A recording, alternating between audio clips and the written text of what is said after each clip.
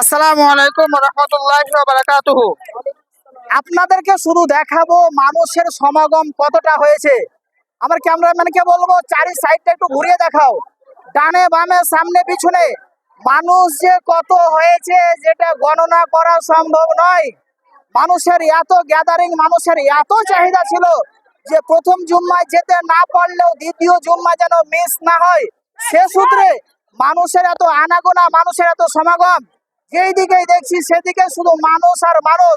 মাথায় যেন সাদা টুপি, পোশাক যেন সাদা, দেখে মনে হচ্ছে যেন আসমান থেকে ফেরেশতা অবতরণ করেছেন।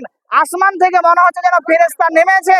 মানুষের মানে চাহিদা দেখে বোঝা যাচ্ছে যে তারা বাবরি মসজিদের জন্য কতটা চাহিদা সম্পন্ন ব্যক্তিত্ব, তিনারা কেমন করে বাবরি মসজিদ হয় সেটা সেই উৎকণ্ঠায় আছেন। যে কোনো মূল্যে হোক না কেন বাবরি মসজিদ তাদের করা চাই, তাতে রক্ত দিয়ে হলেও। শুধু অর্থ নগদ নয়, ওরা বলছে চাইলে রক্ত দিতে প্রস্তুত, কিন্তু বাবরি মসজিদ হওয়া চাই। আমার ক্যামেরাম্যানকে বলছি একটু ভালো করে দেখে দাও, শুধু মানুষ আর মানুষ।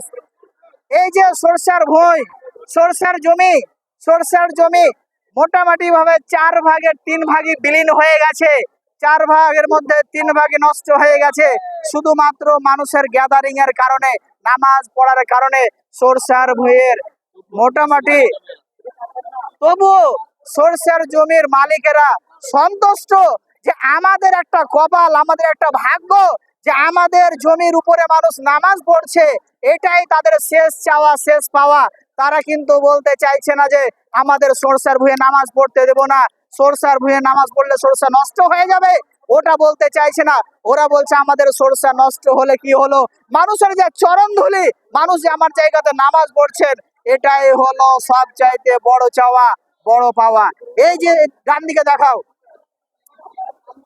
দেখাও, এই যে মানুষ দেখতে পাচ্ছেন, মানুষ আর মানুষ, শুধু মানুষ, অন্য কোনো জিনিস নাই।